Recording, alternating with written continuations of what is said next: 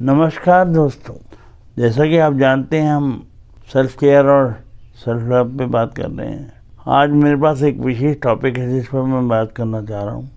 इस पर आपके प्रश्न भी आए थे और मैंने सोचा आपसे खुल के बात की जाए।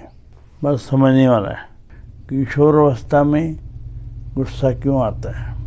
मैं ये बता देना चाहता हूँ कि किशोरावस्था में गुस्सा आना एक स्वाभाविक बात है, एक नॉर्मल बात है और ये आम तौर पर कुछ वजहों से होता है, जिसकी वजह पेयर प्रेशर भी हो सकती है, तनाव भी हो सकता है, दबाव भी हो सकता है, पारिवारिक कारण भी हो सकते हैं, सामाजिक कारण भी हो सकते हैं, अन्य कारण भी हो सकते हैं। आइए इस बात को जरा डिटेल में समझें और इसके साथ साथ मैं आपको निवारण भी बताऊंगा और मनोवैज्ञानिक विश्लेषण भी दूंगा। जैसे कई बच्चों में टीनेज में हार्मोनल चेंजेस आते हैं, बॉडी में बड़े हार्मोन रिलीज होते हैं, जिसकी वजह से किशोरावस्था में गुस्सा जल्दी आता है, चिड़चिड़ापन होता है, एंजाइटी होती है, परेशानी होती है, पेयर प्रेशर होता है, जिसकी वजह से बच्चे को दबाव महसूस होता है। तो हार्मोनल चेंजेस की वजह से भी किशोरावस्था में गुस्सा आता है। दूसरी बात दबाव और तनाव की।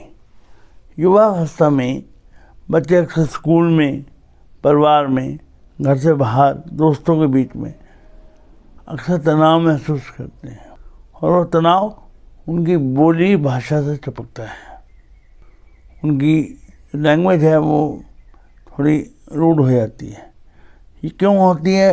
ये पेयर प्रेशर की वजह से होती है।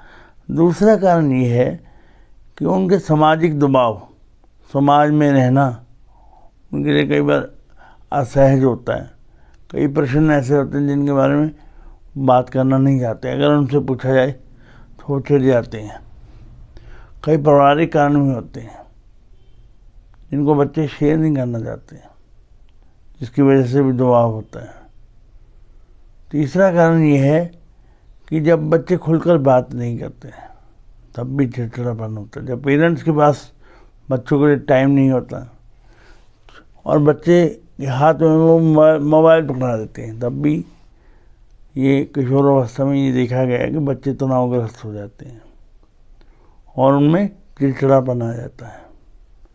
अत्यधिक मोबाइल देखना या अत्यधिक टीवी देखना भी एक कारण है चिंता का और ये बड़ी गंभीर समस्या है।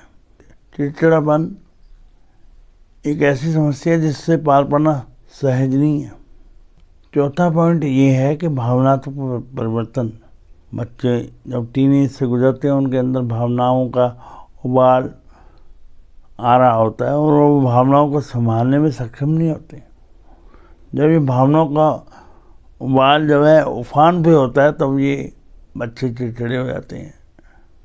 जब कोई ऐसी घटना हो जाती है जो उनको अंदर तक हार करती है तो वो चिड़चिड़े हो जाते हैं। तो इन चीज़ों को हमें ध्यान में रखते हुए कुछ छोटे से उपाय करने पड़ेंगे जिससे बच्चा अपना नॉर्मल ज़िंदगी जीना शुरू कर सकता है। पहली बात कि बच्चों को जर्नलिंग की आदत डालें, बच्चों को लिखने की आदत डालें और जर्नलिंग में ये है कि रोज़ का अपना रूटीन लिखें, अपनी भावनाएं लिखें और बच्चों को समझाएं, उनको समय दें, उनसे टेबल टॉक करें। रात को बिस्तर पर बैठने से पहले उनका माथा चूमें, उनको प्यार से सहलाएं, उनको ये बताएं कि you are very special for us, आप हमारे लिए बहुत ख़ास हैं। बच्चे को पॉजिटिव अफर्मेशन दें, उसको गुस्से को बढ़ाने का काम ना करें, उसको शांत चित आत्मा बनाने का काम करें। उसको वाइब्रेशन ऐसी दें कि उसका मन शांत हो, चित उसके गुस्से के कारणों को समझने की कोशिश करें। जब बच्चा नेगलेक्टेड फील करता है तब भी वह गुस्से में आता है, ये भी कारण हो सकता है। देखिए दोस्तों, तो मैं ये कह रहा था कि बच्चों को रचनात्मक कार्यों में लिफ्ट करें, उनकी संगीत में रुचि लगाएं, एक्स्ट्रा क्लास लगाएं ताकि वो अपने जो भावनाएं हैं उनको व्यक्त करने का नया ज़रिया ढूंढें। कि जब भावनात्मक तौर पे आप कमज़ोर होते हैं उसको गले से लगाइए, बच्चे को गले से लगाइए ताकि वो अपनी सारी थकान भूलकर आपके साथ खेलें, उसके साथ उसको समय दें। ये चीज़ बहुत ज़रूरी है। इससे बच्चा नॉर्मल ज़िंदगी में वापस आ सकेगा, उसका गुस्सा आपके प्रति कम होगा। उसको समय देने की ज़रूरत है, उसको बार बार रियलाइज़ कराएं कि आप इम्पोर्टेंट हो, आप स्पेशल हो, आप ख़ास हो मेरे लिए, तो आपका बच्चा नायाब हीरा बन के निकलेगा।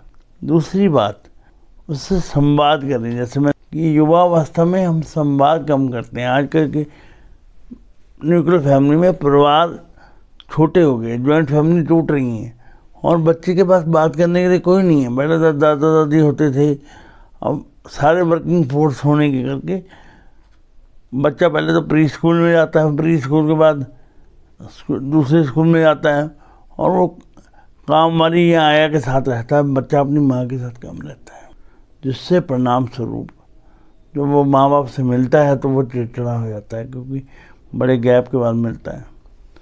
और तीसरा बात मैं जो कहूँगा, इसके अलावा हम मनोचिकित्सक की भी हेल्प ले सकते हैं, डॉक्टरों की, दोस्तों की भी हेल्प ले सकते हैं और परिवार की हेल्प ले सकते हैं, ताकि वह तनाव से दूर रखे बच्चे को और तनाव बच्चा मेन स्ट्रीम में वापस आए। इसलिए मेरी आपसे हाथ जोड़ के विनती है कि अगर आपको बच्चे में कुछ भी चिड़चिड़ापन दिखाई दे, उसको गंभीरता से नहीं, उस पर कार्य करें। और अगर आज आपने सही समय पर कार्य किया तो उसके रिजल्ट आपको बहुत शीघ्र मिलेंगे। आज के लिए इतना ही। इस विषय को कंटिन्यू करेंगे कल तक और उसके बाद टॉपिक चेंज होगा। धन्यवाद।